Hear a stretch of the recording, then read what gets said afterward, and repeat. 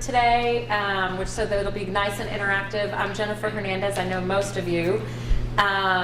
Before I go in, we go into the presentation. We are going to go till 5:30. Afterwards, whoever can walk across this awesome property. I love this space. We're going to do just a couple drinks, happy hour. If you guys can stay, we'd love to chat for a little bit. It's like a Kirby's almost, a miniature Kirby's across the way. Is that what we're going to? I appreciate you saying that. Yeah, in fact, that's going to lead into. No. Not own any of it, but yeah, we're trying to kind of cultivate that open air. Looks like a cool place. Yeah, to walk across. Yeah. Well. So that's the housekeeping part of it. So I'll let these guys talk. We've got Bob here from Culture Map.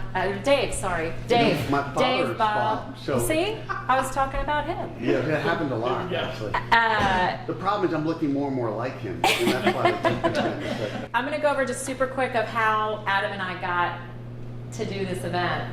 Adam and I met about 4 years ago. There's a mastermind group book club that I'm a part of now, and Mark's been in it as well. Adam. At one time, there were about 8 of us that would huddle on Friday mornings at 7 a.m., okay? Most of the time at Mark's house. Thank you for that. And so we really had just a great mastermind. Like we always read a leadership book. So that went on for years. Then Adam became a client. He became a client again when he refinanced. So we got to know each other in multitudes of different ways over the years. And about 1.5 years ago, I thought, you know what? I really want you to coach me. Or actually, I wanted Southwestern to coach me, and he just had to take me for himself. So he's like, Jen, I would love to coach you. And I was like, great. So for 1.5 years, we've been doing a lot of things together. He's given me some just fantastic coaching, and we decided recently, like, hey, let's put our heads together in a couple areas that we've got in common, and let's do an event for, you know, realtors that I know, realtors you know, some business people are here as well, Yvonne. So this is just accumulation of that. We are going to tape it. You will get the video, you know, take copious notes, but we're going to send you the recording as well. We're just really glad that you're here and that you're sharing your afternoon with us, so thank you for that. So, leadership and delegation. It's a topic that, well, I think you'll chime in on me. It's never 100% done learning, okay? I've managed a team of currently 8. I've had at least 1+ assistants for 18 years, and for the last 10 years, I have had anywhere from 5 to 10 assistants in that time at one time. Yvonne, who is here, she's with a placement firm, InterSearch Associates, has helped me place many of them, so she does a great job. But it's just a constant battle, finding good people, keeping them engaged, you know, delegating properly. We've all got these war wounds, right? Well, it never really gets 100% better, but it's really fun working on it. I've had more fun really working on that and learning more about leadership than I've just ever had. And I've really only come in to be a better leader really in the last couple years. And I'm still consider myself like a 4. Like I have a long way to go. But there is hope, so don't be discouraged. So that's what we're going to go through today. I did want to start by just kind of going through some things of really why you showed up. I want to make sure that we can hit the notes of what you guys really want to learn, and then we're going to get into it. So who wants to just kind of shout out what you want to learn today? Is there something specific that we can help anybody with? I mean, I was telling you a second ago, I started a team a year ago and kind of like threw it together because I had to, and now that I've kind of caught up a little bit, I'm trying to figure out how to, I guess, structure everybody's, you know, kind of what everybody's supposed to be doing on a daily basis, on a weekly basis, give them some kind of structure.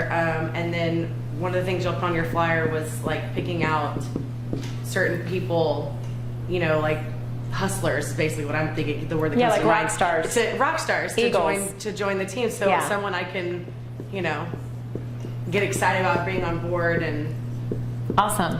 Yeah, that's great. Mark. Well, my administration position has been a revolving door over the last 8 to 10 years, and I finally realized the one common denominator in all that is me.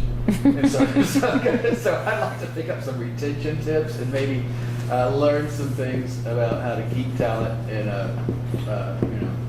maybe behave myself better. Yeah, retention. Okay, awesome. That's great. Step admitting it's Yeah. great. No. Anybody else? Maybe to grow my talent, Grow, yeah. Yes. How to pour into people. Like Yes. once you have them, you can turn a duck into an eagle. I mean, you can. You just got to brush some of the dust off and let them soar in the right environment for sure. So growing people. But you can't turn a fish into an eagle. That's right. Yeah, that's right. Anybody else? or a sloth. Beth, how about you? What are some things that y'all might struggle with on your team? Well, right now we're experiencing growing pains, so it's just like hiring the right people. So a lot of what they were saying. Yeah, so what kind of along the structure and duties, how do you identify rock stars? Okay. Yvonne, how about you? Not to put you on the spot. I think for me, it likely is keeping the vision alive. Okay, oh, that's a good one. Vision and communicating it. And communicating. That's something I'm super poor at. Gotten better recently. I've got a tactic for that. I'm sure that I'll share. Awesome. Awesome. Hey. Other structure, but compensation, the right kind of compensation to promote the kind of. Yeah, comp. Yep. Yeah, when to pay average and when to overpay, or when to, I don't know, all of it. It's all interesting. Awesome. Well, I'm going to let Adam start. So Adam is with Southwestern Consulting. That's the logo on the left. And they have many divisions. Actually, my son is in their Southwestern Advantage. It's a kids student program, student coaching. Yeah. And it's been amazing. If anybody has 15-year-olds, just talk to me after. It's been great. I've been a huge proponent of that. And then I hosted some kids over the summer that sell books door to door. I hosted three young ladies in an extra room that we have, and it was really fun. So Southwestern has a lot of cool divots, but they are a great coaching company as well. So I'll let you take us through the first segment. Yeah, that sounds good. You guys, everybody here knows Jennifer, right? Except maybe Jonathan. Except a couple. I don't think I know Erica. Everybody knows Jennifer. I will not. I will She doesn't get to brag on herself much, but one of the reasons we're doing this together, team, is, if you guys haven't spent time with this gal, she is one of the most technically sound, incredible mortgage builders in the business, and I don't say that lightly. We get the opportunity to coach quite a few of them. And she's a level 2 core coach, which, if you ever know, the core system is incredibly difficult to arrive at that level. So she's just worked with so many people in real estate and mortgage, teaching them how to scale their system. So she's packed full of knowledge, and it's an honor to work with her too. So we're gonna hit it from both sides, but. Here's how we can compartmentalize. I always think it's good to start off by just having a framework so that you can bucket things that we train on throughout the training into certain areas. And one of the things that we've uncovered, regardless of industry, but particularly in real estate mortgage, is that there's 3 buckets that you can put leadership into, right? To be a top performing leader and to continue to grow the organization. One is skills. And when you think of skills and leadership, what are some of the things that come to mind?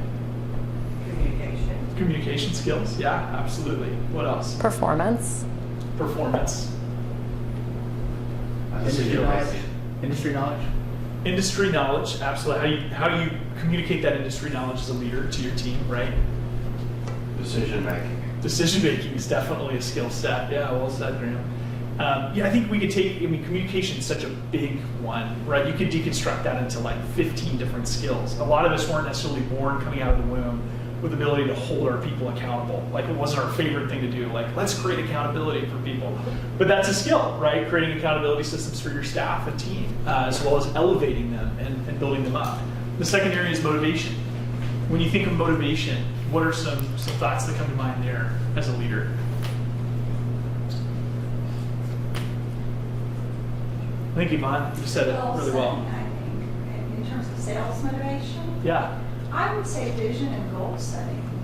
Yeah, 100%. Vision and goal. You said it so well in the beginning. It's without a vision, people perish, right? And I think even when it comes to support staff and assistants on your team, their whole job is to help channel more relationships for you to be able to grow your practice.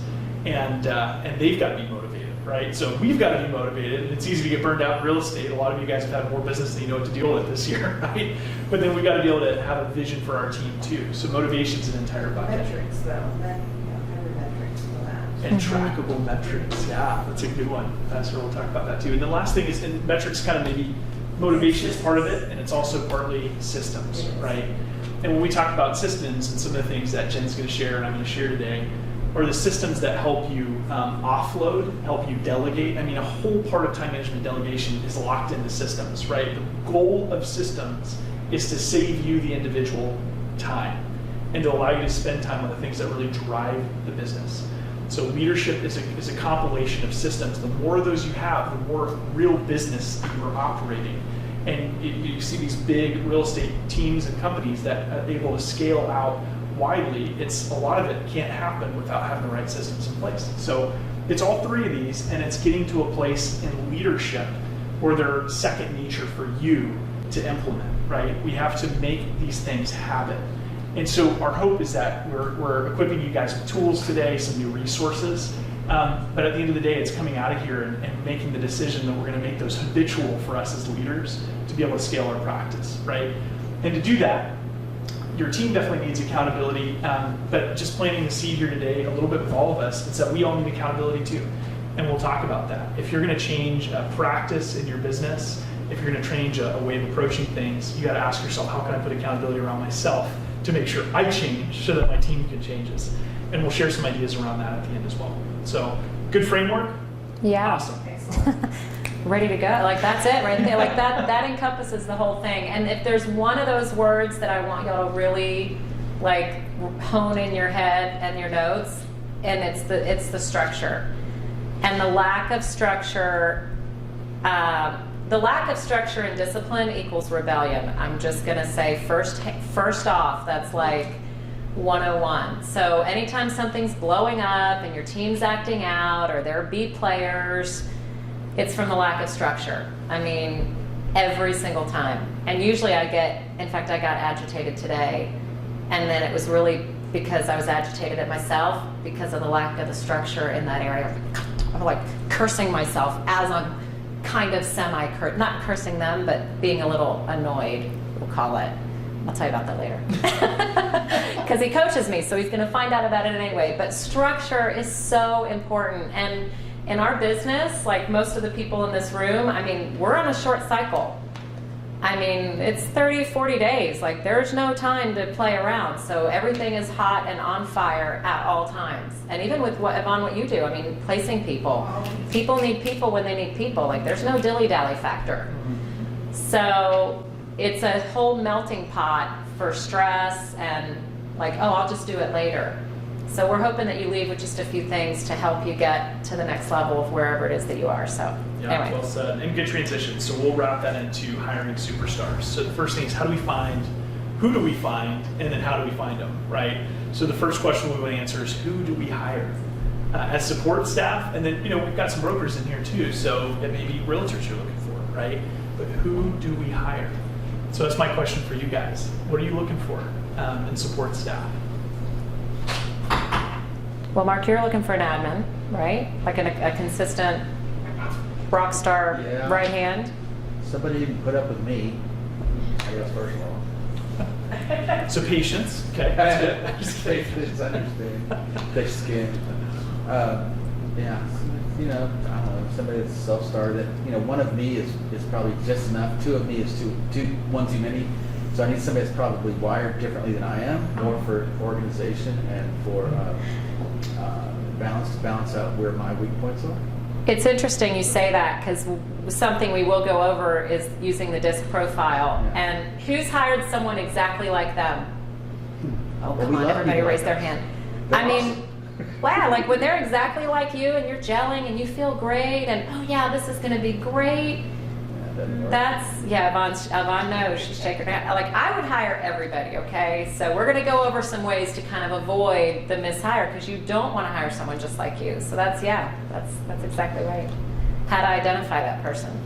Yeah, other values, guys, just real quick, let's source a few more guys and gals. Self-starter. I was gonna say, someone who kind of would take initiative if they needed to do so. Like I I have somebody who's like always waiting for my direction, and there's not really a right or wrong answer. Sometimes it's just kind of like, how would you find the answers if you didn't have me around? Like, what if you know what I mean? Someone to kind of take initiative. I guess that's what it is. Yeah, resourceful. Yeah. I'm going to jump in and say that I know the topic is hiring superstars, but I find that when groups or teams or companies don't have a clear understanding of their values, that becomes a problem in the hiring process. So I think values, business values, team values are very important in making a hiring selection. Yeah, we should invite you up here. You guys. That's right. Well, she's got a, Yvonne's got a super interesting angle because she places people. No, I'm so glad that you're here. It's a wonderful, accentuating of everything. Like, it is so true. And I think making our non-negotiables really clear.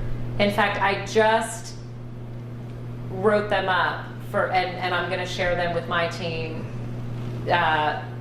because I was advised to, and I thought, ooh, that's a good idea.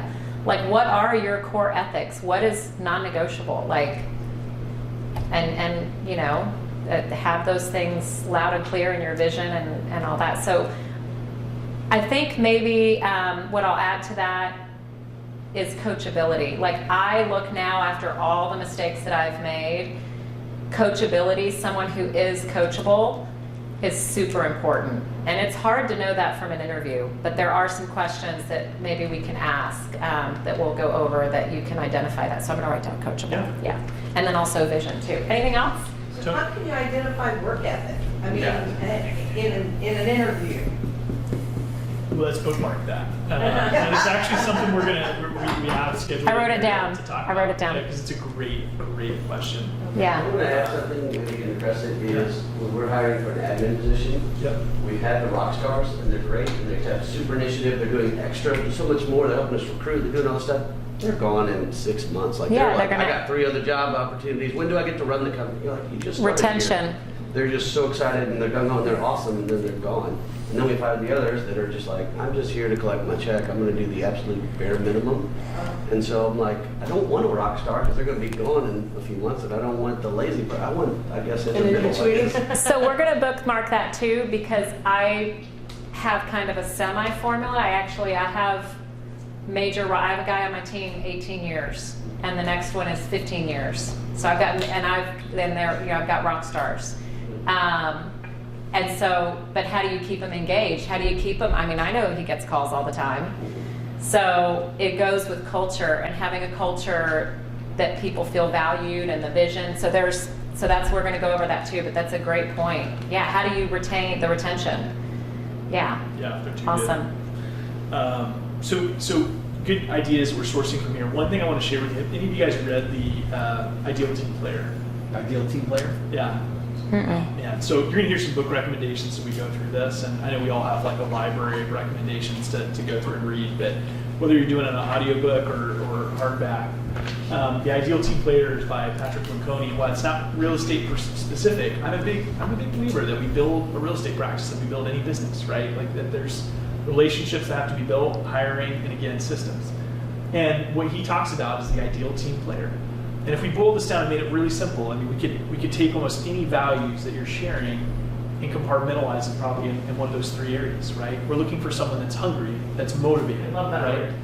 That's really motivated and has a fire for building. They're not on their retirement, on their way out, like just trying to make it. They're hungry.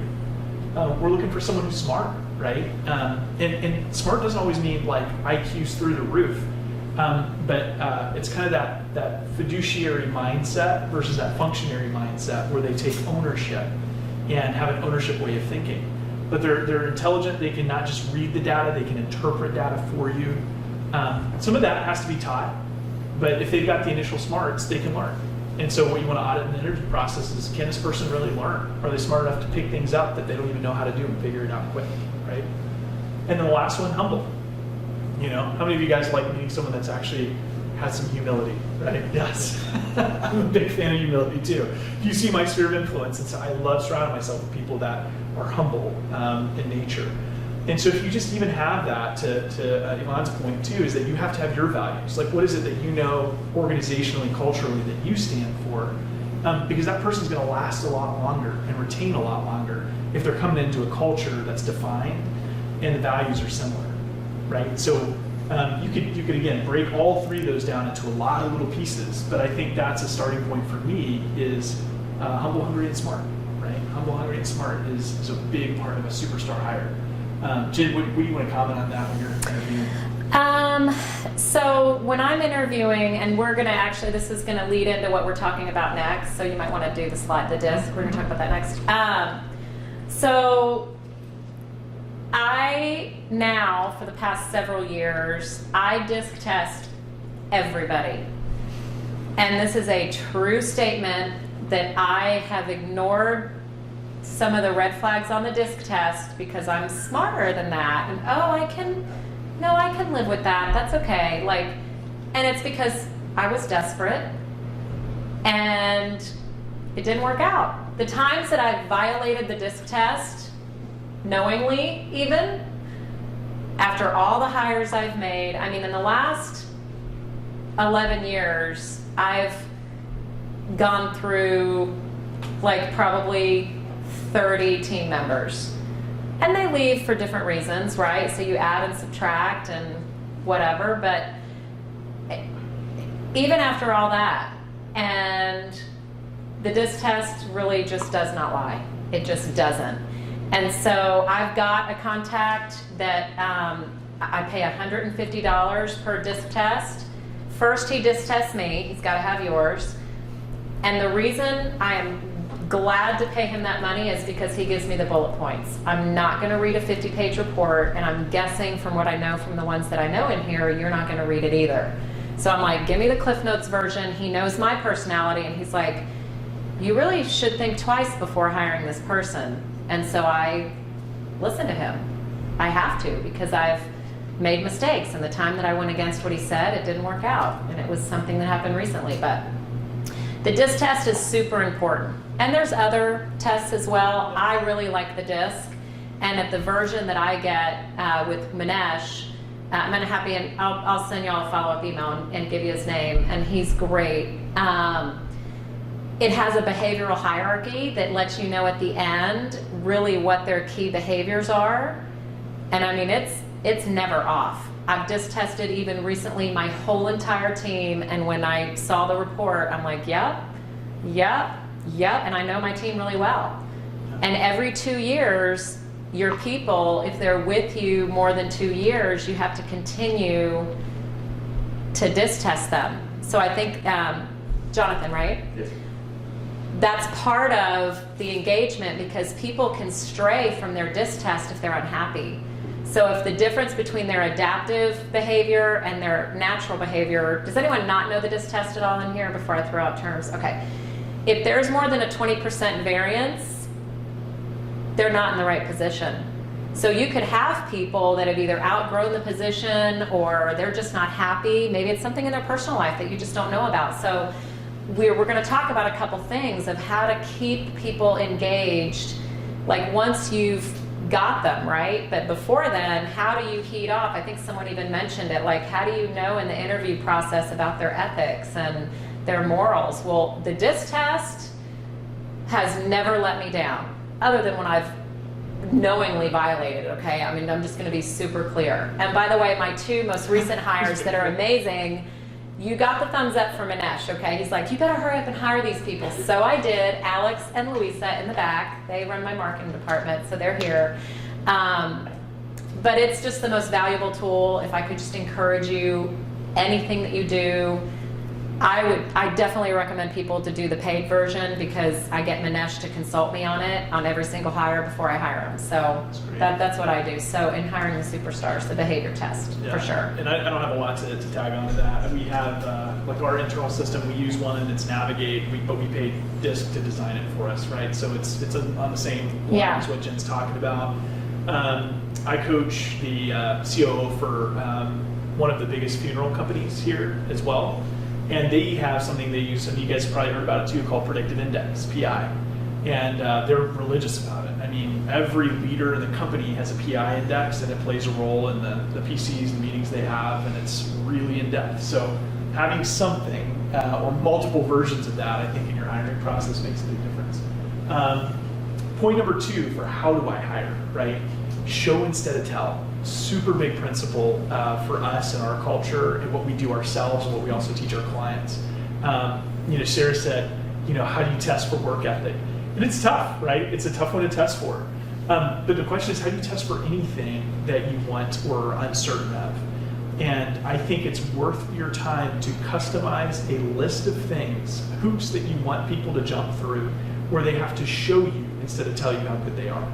Now, if you're hiring a support staff, work ethic's one of them, right? You want to know their work ethic, but there are a lot of other things that play a role in that as well, like how timely they are, how on top of things, their grammar, right? How they frame an email. These things also tell you the smart part of humble, hungry, and smart, right? Does this person have the basic assets to work with if they're going to come here? So, any ideas on how you test for that? Oh, Jen, can you help us? So, some simple things. I look for definitely, if they write me either a handwritten or an email, I'll still be impressed. But if they, after the initial phone call, first off, I always do a 10-minute phone call. I do not bring them in my space to take up 30 of my minutes prior to a phone call. If I'm super jammed on time and I have a current assistant, I'll have her, the one who they're replacing, if I'm moving people up, I'll have someone on the team call them and say, hey, what do you think, right? So I'll have someone else sometimes do the screening, or I'll do it. How do they talk on the phone? How's their grammar? I mean, if they don't use good language, they're immediately off my list, immediately. Because they're going to be answering my phone calls with my clients. Like, that's number 1. Number 2, after the initial interview, even on that 10-minute call, I set the time. I say, okay, we're going to reach out. We'll get a Zoom call going or in person, whatever you're going to do. But in the meantime, if you could write me an essay on, give them a topic, right? Then you're going to see how their grammar is, how they form a sentence. If they don't have those very basics, how they capitalize, it's going to be a nightmare, for sure. When they're in the office, I would definitely have them handwrite something, handwrite a note or something. I think it's super important.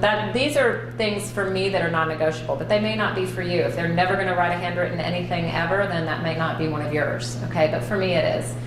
The other thing for the show instead of tell, and this is something that a lot of people don't think about, but you have to remember that they're interviewing you as much as you're interviewing them. And I had an instance one time that I had a gal that I hired. I was super excited about her. She was from the oil and gas background, super professional. Within 60 days, in fact, I think right at the 60th day, she quit on the spot with no notice. And our company, did an exit interview. Turns out she hated me. I'm like, who? Like, what? I'm a high I, okay? Like, on the DISC test, I'm like personality, like I like to be liked, okay? My feelings were hurt. I was like, what? She could not stand our culture. I give away, like, listen, if you're on my team, you get free crap all the time, like cheesy gifts. Ask these two. Do I like throw money at you guys? Like, oh, hey, $50 for this. And I mean, like, I want culture, Jonathan. Like, I want them to like win stuff, be engaged, right? She thought that was kindergartner romper room. It was not her style. I was like, God, turning away free stuff, like gift cards and prizes, and we would spin the wheel and we read these, you did a whale of a job. If you bring 3 whales to the meeting, you get to spin for a prize, like free stuff. Like, who would not want that, right? And so the lesson that I learned, however, as much as I could not believe it, the lesson that I learned is our culture was not for her. And so I think it's really important that they attend a team meeting, have lunch, like when they're far into this is after a couple of interviews. Like, I don't ever hire someone after the first interview ever, but I want to show them instead of tell them about the team. And I definitely want them to have, and if you don't have much of a team, like maybe you just have no people right now and you want a first one, right? Someone in your sphere to talk to them about what it's like to work for you. Mark, what is it like to work? Like, you want the good, bad, and the ugly to come out before you spend the time. They're on the team. You know, I spent 60 days pouring into her, and I didn't ask the right questions in the beginning to make sure that she was a fit. Shame on me. I did, with this particular person, I remember, I think this was like 4 or 5 years ago. I did not really let her know what it was like to be on the team, that we like do cheesy stuff. Like, did I tell y'all at the interview process that we do cheesy stuff? Yes. Did I do that? Yes. Okay, thank God. You know? And so I learned a huge lesson about showing and letting them feel the culture of your team, even if you don't have one, immediately. Because, and if you don't have one, if it was me starting all over again and I only had 1 or 2 people, I'd be like, listen, it's like a shit show daily. I guess we're recording this, but anyway, it doesn't matter. I mean, I would just say, hey, no structure. That's why I'm hiring, and that's what I'm looking. You know, that's what I'm looking for. But like, I would admit it. Like, hey, this is where I'm weak. I mean, I tell people, this is what you're signing up for. This is what it is, and this is what it isn't. And so I really, in the showing, that's my biggest lesson learned was Tanya. I actually loved her, and I wish that it had worked out, but we just weren't the environment for her. And it just was my fault for not recognizing that and not asking the right questions in the beginning. Yes? First of all, I want to tell you, I like you. Oh, thank you. Thank you. One of the things that we run into is, you know, we have a national company, and a lot of people are based in New York or Chicago, we have a different type of compensation system. We pay really high commissions, but it's, you know, it's very similar to real estate. Yeah. It's a very high commission, not a lot of salary, from what I understand. But you sometimes you don't meet this person for 6 months to a year, especially with COVID, and you know, it is a phone call or a Zoom meeting or something like that. And how do you determine from afar whether or not somebody is going to could be a good fit? I might take this one just because we're like that culturally. Yeah. We're all spread out, right? We have coaches all over the world. You know, I went to Lithuania 3 months ago for the first time to do a training with those guys because they couldn't get back to the States. But when we interview, we have a 23-step interview process. I won't bore you, it's a long one. I don't highly recommend that many steps for admin, but with, you know, coaches and other folks on the team, it's good to, the more hoops they jump through, the hungrier they are to a degree for the role. So one way we test for work ethic, just coming back for that, is make them work for the job and see if they do, right? That's a show versus tell. But we have our team interview them over Zoom, and we do 2 things, Graham. One is we have a culture where we need a unanimous approval if we're going to bring someone on the team from our partners. There's 12 partners. So we couldn't have them interview with all 12 partners, right? So we pick 2 or 3 partners that do a Zoom interview and get to know them and give us their thumbs up, and we have an interview form they complete on that person and submit. But then one of the last steps that we do is we actually have them record a 3-minute video, another show versus tell, about why they want to be part of the team, what assets they're bringing to the team that they're excited about, and why we should be excited to have them, right? And they have to squeeze that into 3 minutes. They send us the clip, and we disseminate it to all of our partners, and they have to all give us a thumbs up on that person before we hire them. So as you guys build out your culture, imagine having them do a video. It's scary doing a video. That takes some courage, right? So you see how they react to that. But it's powerful, it's helpful, and they really feel bought in, and your team gets to be a part of the process. That was huge. Like, so identifying, you know, not 23 steps. I actually was overwhelmed by that comment. I'm actually hiring an admin right now. I would have already hired him by now, and he's only seen me like twice. No one else on the team has interviewed him, so of course I'm not going to violate my own lessons learned. You've got to have a sphere of people. If you don't have members on the team that can also do it as a second or third interview, a mentor, a coach, a confidant, a friend. I mean, you know, like if I really needed to, I would call Yvonne as a friend and say, Yvonne, will you do that? I would call Adam. I coach with Adam, but even in my mastermind group, like someone that you can count on. Kathy, I would totally do that for you because your team is working on my files. So of course I'm not stupid. But so identify now who your sphere of people are, of just 2 or 3 people. It doesn't have to be a huge list that you can rely on to give this thumbs up. And if they give you any reservation at all, you need to really pay attention. The other lesson learned, just here to tell you, I've had so many, was ignoring what my team, like I take the time to have my team interview and they give me the red flags and I've done it anyway. I mean, like, it's just silly. So I really believe in that. So identifying a few people that can help you interview. Never have less than 3 interviews ever. Like even if they have to interview on Zoom or whatever, come up with 2 or 3 things for the show versus tell. I've had them on a team meeting before where they can be in a casual setting. And when they're in a casual, their guard is down, you will see what they're really like. Or have them just on with several of your team members when you're not around. In fact, I want them to ask my team questions when I'm not around. Like I'm not afraid of what my team's gonna say. They're gonna tell it how it is. So those are some tips that I think will go really far, and doing the DISC test. So those would be my top takeaways. Yes? So in the midst of all this, I would say that you have to also be observant of time factor. Because when you're hiring, you're thinking about your needs and your timeline. But now you have the other side, which is the job candidate and their needs and their timeline. So my recommendation is, if you're going to be growing your team over a period of time, start the recruiting process way in advance and have several potential candidates in the pipeline.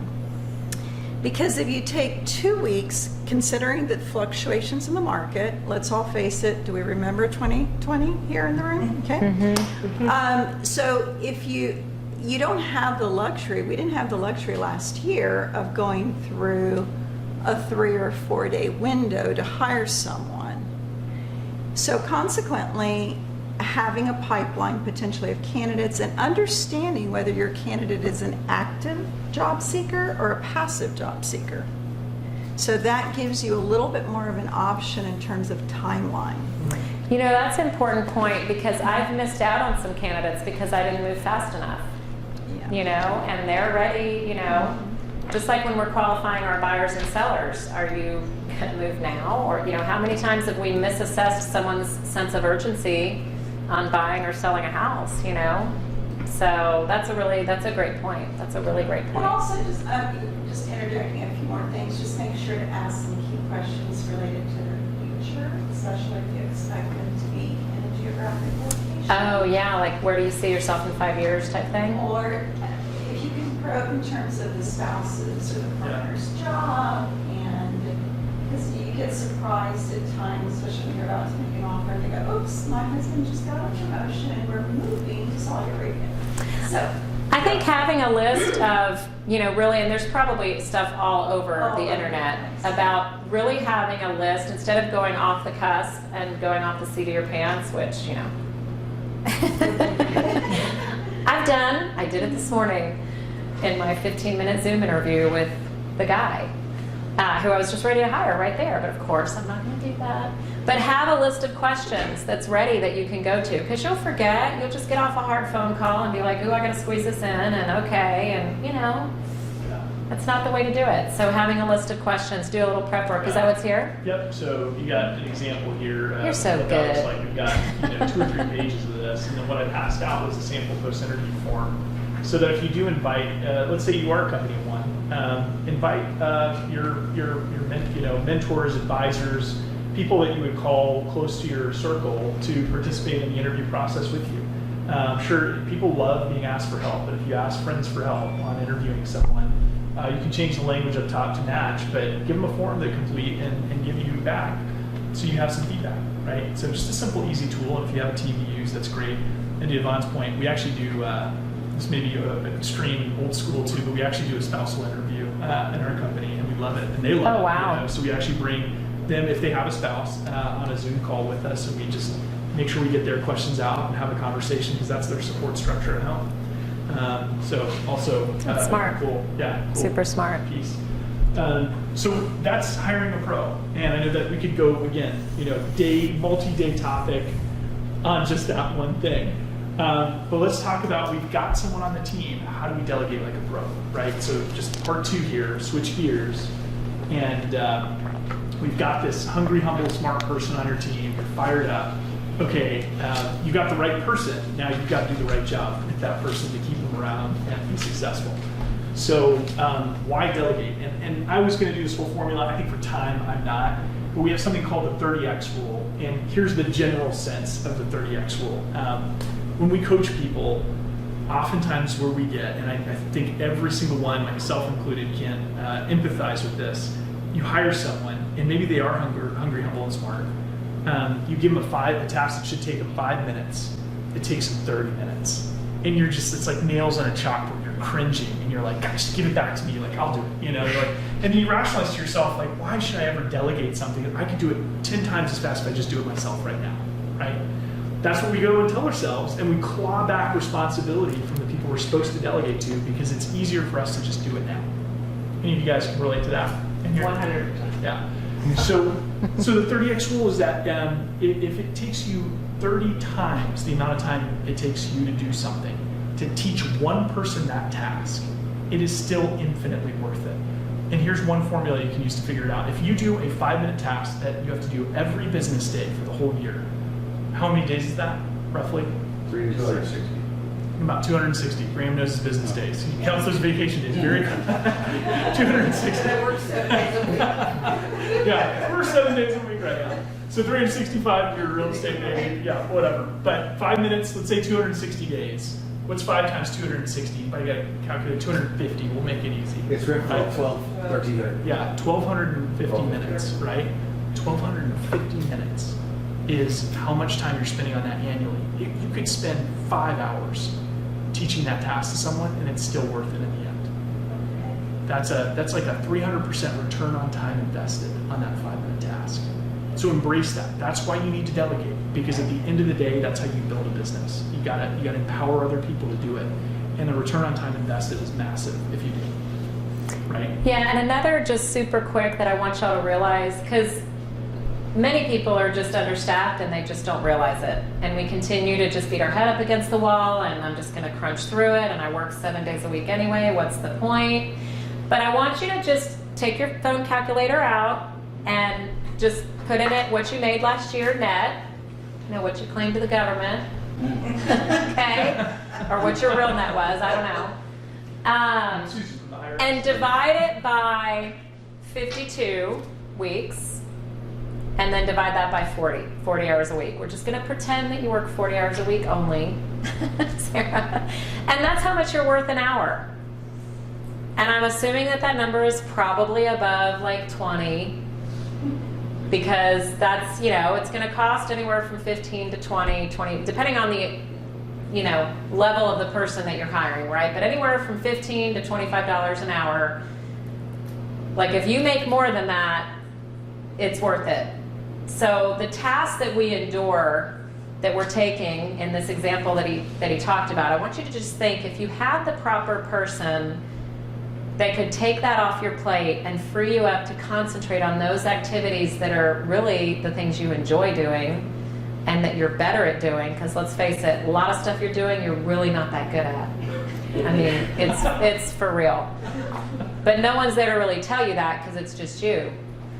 And you just forgive yourself all the time for messing it up anyway. So like, just hire somebody and train them to do it. And that rule works every single time. So. Super good. So you're hiring someone, we understand we need to delegate, and now we need to assess our tasks and make sure we are delegating. And frankly, this should be done in your process of figuring out your job description first. And in all honesty, you should do this ahead of hiring someone so you already know your task list and what you're assigning them to do. But what I would do coming out of this meeting today, if you're thinking about that next hire, and if you haven't done this yet, write down the things that only you can do. I mean, these are the furthest that ultimately you could actually delegate almost everything. But this is the thing that you're the best in the world at. It is going to be the hardest to duplicate for yourself, and therefore the thing that you need to hold on to the most. These are the things that only you can do.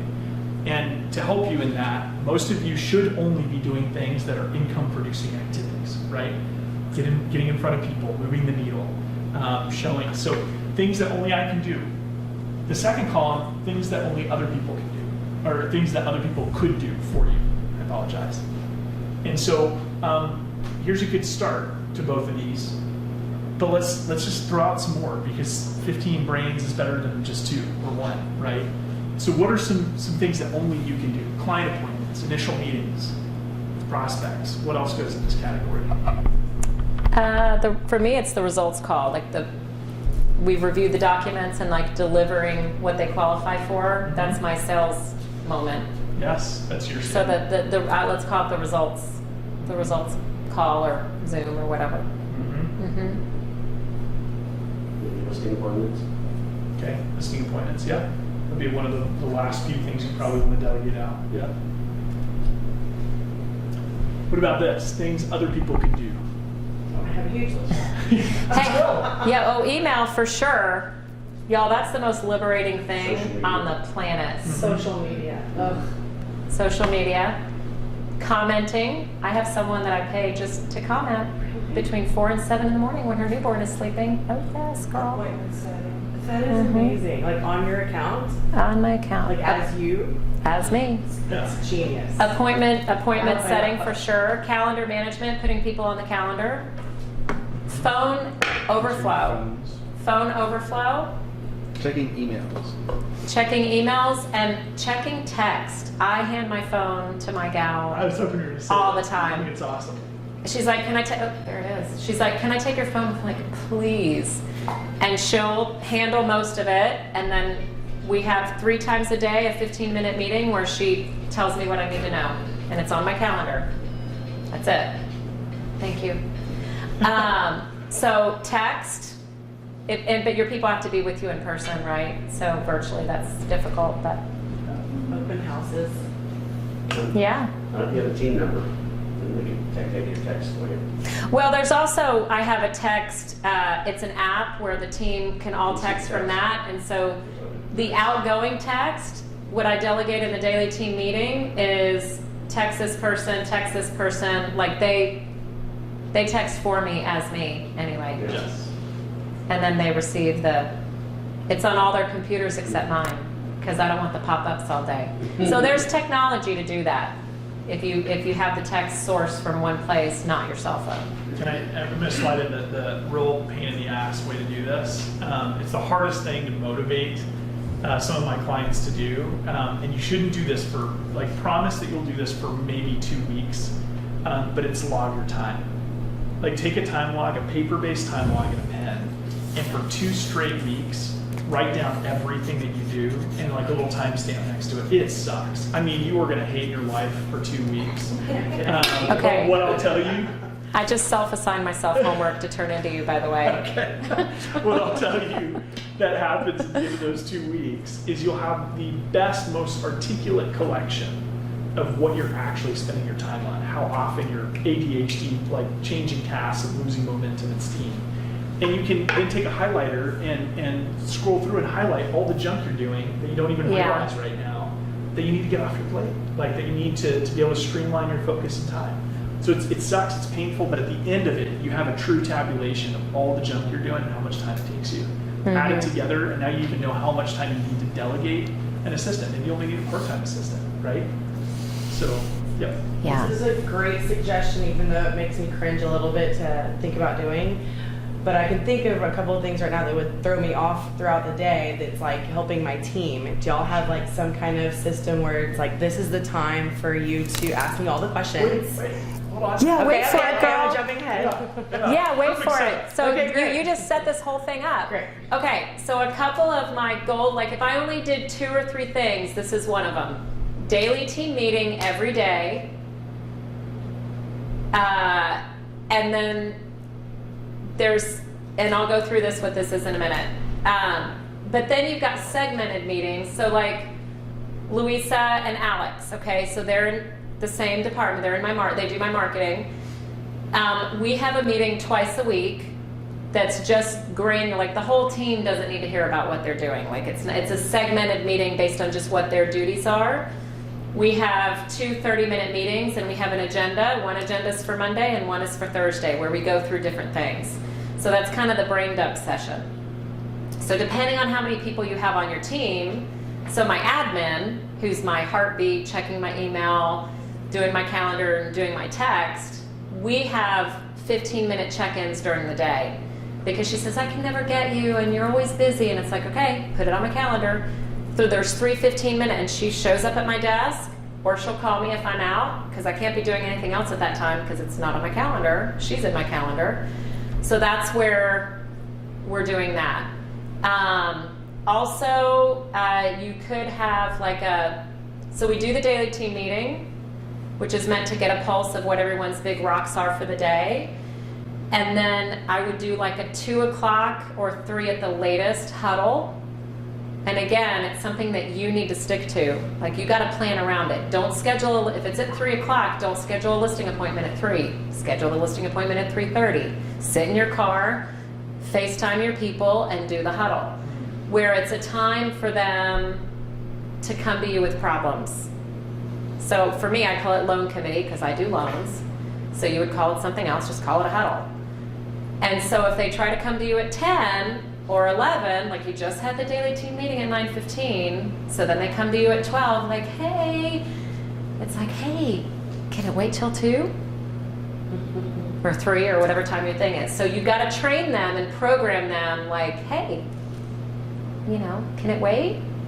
And then they learn that it does and it can wait. Because if you keep letting your people off, this is another learning lesson, okay, of a lot of pain. When you keep rescuing them, oh, I'll take that file, oh, I'll just do it, you avoid that 5-minute thing that he just talked about, you're robbing them the opportunity to growth, number one, and you're teaching them not to take responsibility for anything because really at the end of the day, you're just going to clean it all up anyway. So it's like this never-ending cycle that, really we've created. So it also teaches them to be resourceful. Like you want your people to be resourceful and you want the ducks to be eagles, hey, it's good to have ducks. Let me just be clear, like you need some ducks. But you want your people to be resourceful and figure out the answer. So I just do a once mid-afternoon brain dump session and that, you do a little training. We do 30 minutes because we'll do training and talk about clients that don't qualify or whatever. And then we're done. And I don't talk to them again. Stop it. Yeah, it's 30 minutes. I'm on to the next thing because my calendar has no white space, does it? It's back to back to back on purpose, and they know I just have 2 to 2:30 with you, and that's it. That's their time. So those are just the couple simple things you can do to stay to that. And then the other quick thing that I'll recommend, and this helps with culture, retention. So one of the things you guys talked about was structure and duties. So everyone on my team, now I have a lot of people, okay? We go back one? Don't get overwhelmed that I have 8 people on there, okay? But I've got a lot of people. So however many people you have, everybody needs to have just top 3 metrics or responsibilities that keep the team going that they're tracking in a week. So on our Monday meeting, let's face it, y'all, Monday, everyone's glazed over. Everybody, including myself, okay? So Monday is, how was your, what are you grateful for? What was a work success last week? What are your 3 metrics? So this is our agenda. Gigi goes first. What are you grateful for? Oh, my puppy, he's so cute. Oh, great. What was your work success? Oh my God, I got 50 follow-ups. So I go through each person every week. It's the same order. They know what to expect. It's predictable. It's consistent. It happens every single time. And these are the three, for each of the people, rather than tell you what they all are, it's just loan stuff, okay? But some of it is like handwritten notes, or Louisa, how much swag do realtors, how many new realtors did we add on last week? Whatever it is that you care about, that are the three main things that they do. If they do nothing else in a week, they did these three things that matters. That's what they come with. And they're big, it's not kindergarten, they tracked it, they know, they keep track of it, and they come to it with the meeting. And then that's been the biggest accountability creator, I think, for my team, to where, ownership is accountability. When you start to create something that gives them ownership, like the 2 o'clock check-in huddle, or come to the daily team meeting with info, okay? So this is my big one for the Monday meeting on how did we do last week.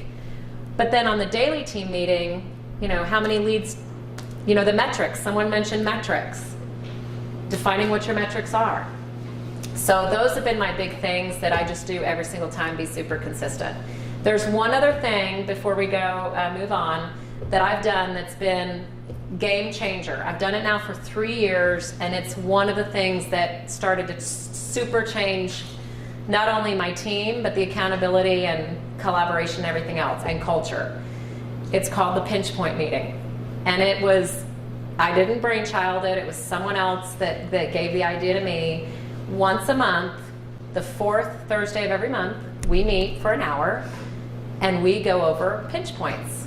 And we have a scribe, and the scribe is not me. Let me give you a hint. And we go through this, each person, what's working for you right now, what's not working for you right now, and what's the solution.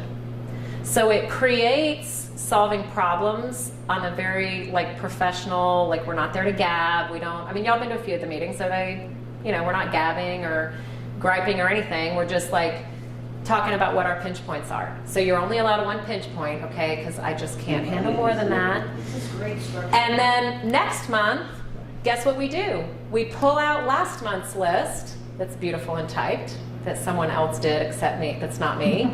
And I just say, oh, hey JL, last month, this was not working and this was your solution. How's that going for you? So there's usually only one meeting that anyone would dare show up saying that they have not implemented what we went over. I'm a macro manager. I am macro probably too much. And I expect that if you told me you're going to do this 30 days ago, that you're going to do it. So you show up at the next month's meeting, hopefully telling me that your pinch point is now gone. And we go to the next one. So we just review the list and we talk and blah, blah, blah. And at the end, you guessed it, I give away some kind of cheesy crap. I don't know what we do. This is like our whale meeting or something. We read whale, we do something and they all get money. I don't know. But I create, you got to make it fun. You talk about negative stuff and then you slap some fun in there. Okay, and then you also what's working. So that's why I mix kind of some sweet and salty stuff, because we got to celebrate too what's working for everybody. So that right there has been a huge needle mover for me with my team, and that's where I really started to see my team members step up, and some people weeded themselves out. That's okay. Some people don't want that much accountability. And so now I can say wholeheartedly that I have A players, every single one of them. And I have not been able to say that a lot in the past. I've had some Bs, maybe a couple Cs that I've been tolerating, but I have 8 A players right now. And so I think these little things are things that help create the culture of that, if you stick to it. So she's one of the best at what I've seen when it comes to systematic meetings. That's helped her scale. You can't go from one loan officer to a staff of 9 that supports that much volume and do it without amazing systems. And so it's really she is an incredible example, as you've just seen. Sarah's this is amazing systems, right? I do have a lot of faults too, by the way. So thank you for that. Good tools. Jen actually, when we were putting this together, she said this, so I'm going to steal it and share it. Yeah. Plan your time to meet with your people or risk constant interruption. And this is something where her and I just see 100% on the same page. which is that if you want to make sure you don't have constant interruptions where people are coming to you saying, oh, help me with this, or like go ahead and schedule the one-on-ones. Like schedule the one-on-ones they have every week, schedule the team meetings, because you being proactive and them going in their head, I know when I can bring this to her, right? I know I can come and this is where we're going to talk, unless it's a real fire. And that's the only time that it comes to you. Most things can wait until that next meeting they have to bring it up to the team or the individual. So good. And again, we talked about the Stuff Forever team, like just being mindful of this last little part we want to get to. I want to just real quick reflection from everybody in here. We're covering a lot of meat. Just looking back at your notes, one thing so far that you're going to implement from what we've covered. Like, what's one thing if you could circle it and say, I'm going to take that and use it tomorrow? I love the pinch points. I mean, that is really. It is the best ever. Yeah. What's getting in their goat, you know? What's Yeah, like what can't you solve? What's your Yes, love it. Love it. Pinch point meetings. I also like the 3 questions on Monday. That way it's not so like business. There's like Yeah. some lightness to the room, to the conversation, but not too much, obviously. Later in the day in the huddle, I pound sand, let me tell you, like I pound. Yeah. But in the morning, it's like, yeah, what are you grateful for? And yeah. I have a lot of times where my team meetings kind of get away because we're too talky, too chatty about unimportant things. So that's where the questions that you have are really going to be. Yeah. Yeah, specifics. Yeah. Scott, one more. Tony, what about you, brother? I would say like the 3 responsibilities that each team member must be true to. And 3 keep up metrics, with. yeah. Yeah, and just kind of keep them going. You know, make sure they're on track, and it just helps. I guess fill in the gaps or just keep things congruent. You know. Yeah. So yeah, I think that's important. Awesome. John, what you got? Being more diligent in the hiring procedure and pushing, doing even more, because we've lost some because we didn't know in 2 years they planned to be a teacher. We're like, well, why didn't you tell me that from the beginning? Like, Yeah. You're going to leave in 2 years. Not asking. Pushing more. Yeah. Yeah. Got it. So good. So That's I good would stuff. Get feedback from everybody. Just wanted to give people a chance to breathe here. Last piece, creating a high performance culture. So this is the last part of it. And we're going to, short and sweet on this one, team, but I think we've got, I'm going to speak to this real quick, and then Jen's going to talk a little bit about accountability. Number 1, language matters in your organization. It matters with you, and it matters with your people. And here's what I mean by that. Without getting into all of the psychology of all the different levels of what we say when we talk to others and ourselves, there's like 4 levels of communication. This is from the book, What to Say When You Talk to Yourself. Okay. First level is the notable worst one, which is telling yourself you can't do something. I can't, I'm not capable. And you will hire people that you hear that, and that's usually a red buzzword that most of us can pick up on. Like, no, you can. Don't say you can't. We know that's not healthy, right? What's sneaky is this level 2 language that slides into our culture, and it slides into our culture because we say it the most ourselves. And this is when we go around saying, oh man, I really need to get that done. Ooh, I really should do that. I'm going to try and do that tomorrow. We're shitting all over ourselves. Like, that's the joke, right? Should. And when we say that, there's this unsaid part of the sentence. We don't say it out loud, but our brain completes it for us. I should do this, but I'm not going to, right? When you have an admin or an assistant say to you, okay, I know I need to get that done, there's a 0% chance that will get done. I just want you to recognize that. When you tell yourself, I need to do that, there is a 0% chance it will happen in a timely manner. You have to be a sheriff with yourself first, but for the sake of the culture, a sheriff with others as well. Once you get them bought into this concept that this language needs to be erased. You either don't commit to something and say, I'm not going to do that, I don't have time. That's great, good, thank you, right? Or say, I am doing that at this time. So first person present tense language, not future tense, not I will do that, because I will allows you to procrastinate assigning a deadline. But when you say, I am doing this, it forces you to say, well, I'm not doing it right now, so when am I going to do it? I'm going to do it Thursday at 3 o'clock. I'm doing this action at Thursday at 3 o'clock, and you put it in your calendar. You will become more productive, but your team will be at a higher level of performance if they erase this vocabulary from there. racist language from their vocabulary. So be a sheriff with them and yourself with these words. And the moment you catch yourself saying, I need to do it, shut it down. I do it with my clients all the time. You need to. Yeah, are you going to try and do that? Let me know how that works, right? I can call it out because it's BS. We're BSing ourselves, right? So address language. Great, I told you I'm a book recommendation guy. Tribal Leadership, phenomenal book. Stanford professor wrote it, where they just went into nonprofits, for-profits, prisons, and exceptional organizations. And all they were monitoring for was language. And a level 5 organization, one that was just absolutely destroying in their space, all had elevated communication with each other with that I am first person present speech. They had relationships with each other, and they had a common mission and cause. So great book if you get a chance to check that out. But language matters, guys. That's the theme for that one. Anything you want to speak to there as we just switch over to accountability? No, I think, part of, and this goes really, it's kind of in with the accountability. A couple things that I would definitely do over the same. Get in some kind of a mastermind. We all did a mastermind leadership, but this is a great way for you to get clients and business owners that that manage people and mastermind with them. This book, I call it book club, but it's a mastermind Friday mornings that I've done, has been a major game changer. It's just created me focusing more on leadership. We do leadership books, that's all we read. The other thing, I'm such a proponent of coaching. I would never, never, never have the team that I have, the bank account that I have, the house that I have, if I didn't start coaching 11 years ago. I started with the core training. They're industry specific. They coach top realtors and lenders in the nation. And I believe so much in coaching that not only do I pay to coach with them, and I'm one of their coaches now, I pay to coach with Adam.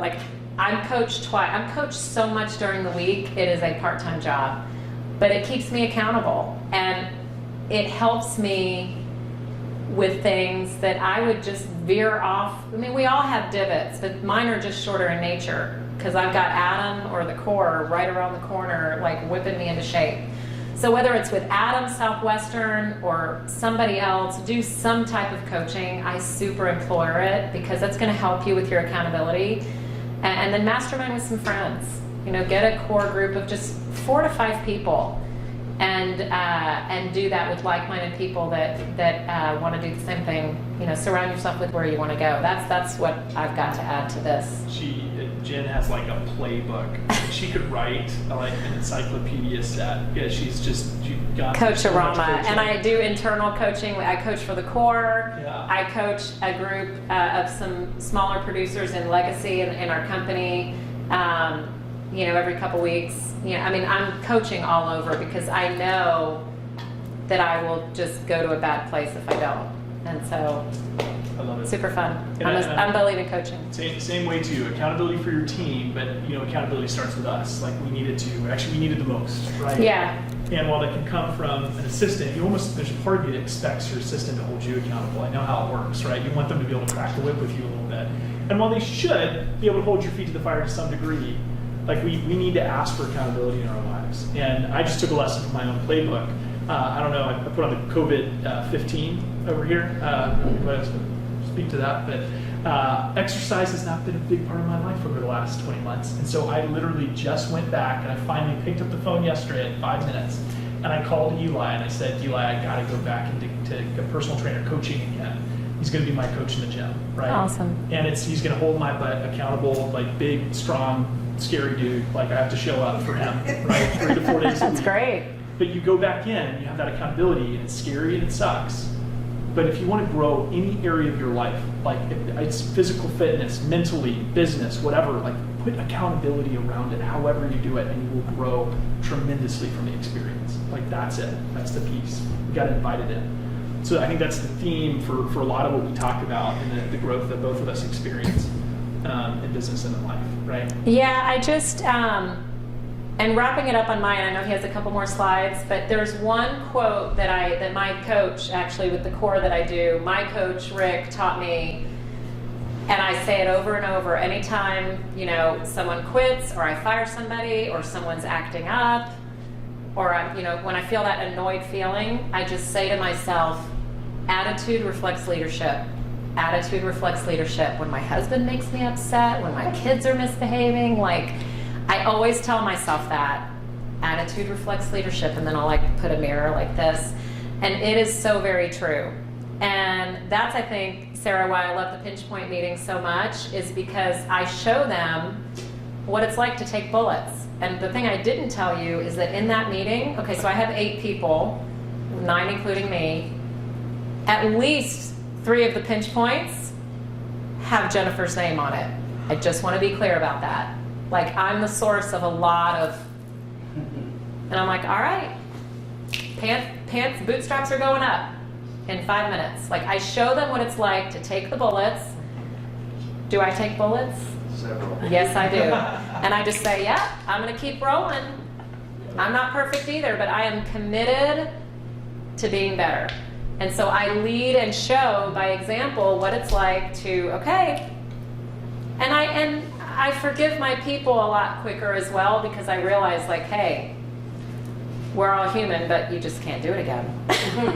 You know? But then I go back to, okay, attitude reflects leadership, structure. Okay, Jennifer, like, I've gotten annoyed a couple of times in the last couple of days. I actually got annoyed with these 2 earlier. I was annoyed. And it was because of my lack of structure. That was my fault. By the way, I've thought about the whole thing. I'm not mad at you at all. I was like, okay, it's me. Why did I get annoyed with them? They're just so adorable and they just want to work so hard. And it's for the lack of structure that we have that a couple things kind of got sideways. And we're just going to patch it up tomorrow. And it's going to be fine. But do you see what I'm saying? Like, structure and accountability, that's it. And so if you can put just a couple of things, like, don't go implement all these things tomorrow. Like, we really have thrown a lot at you. We're going to give you the video, watch it over again, implement a couple things, watch it again. You know, you just have to take the most urgent things first, wherever you are in your journey, and just do that. And just implement one or 2 probably maximum things from here, and then you'll be ready for the next couple. Love you know? it. Yeah, so good. So staying on time, I'm gonna get you 2 to maybe help me real quick. If you could pass out those surveys as we wrap this up. I want you guys to just 5 seconds, actually probably take you 2 minutes to do us justice with this survey. As you guys are filling this out, I'm gonna give you one last quiz. It's a 1-question quiz here, okay? I think you'll like it. So this is a poem called Who Am I? All right? And if you don't cheat, Mark, I know you've seen this before. This is my trick, okay? Don't cheat. Let someone else answer. I am your constant companion. I am your greatest helper or heaviest burden. I will push you onward or drag you down to failure.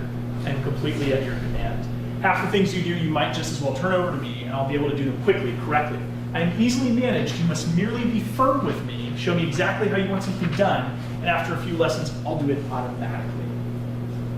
I am the servant of all great people and the last of all failures as well. Those who are great, I have made great. Those who are failures, I've made failures. I am not a machine, though I work with all the precision of a machine, plus the intelligence of a person.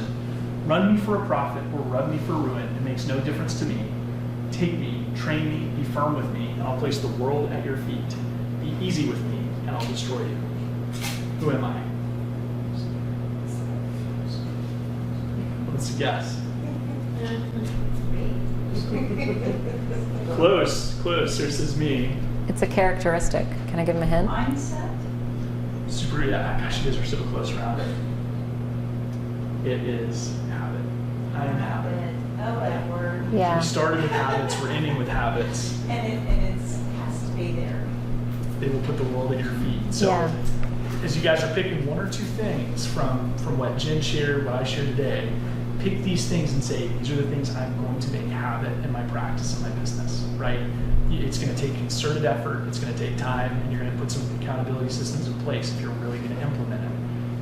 But what business is, and our success and growth in it, is about the habits that we form. That's what it all comes back to. So thank you guys so much. We really hope you guys stick around for an amazing happy hour across the street. We'll lead you there.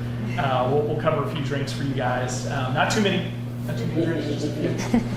We need you to be operational tomorrow, and then there's some food at the food truck across the street as well. So we hope you can join us. But thank you guys for filling out those surveys for us as well. Yeah, thanks. And then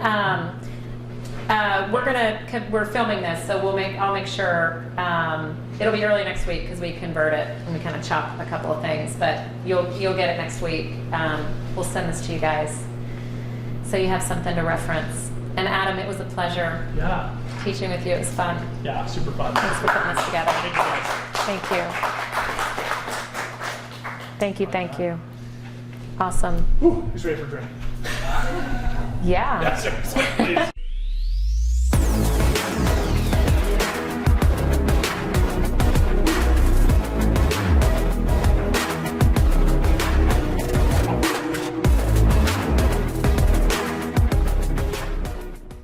Legacy Mutual Mortgage is an equal housing opportunity lender.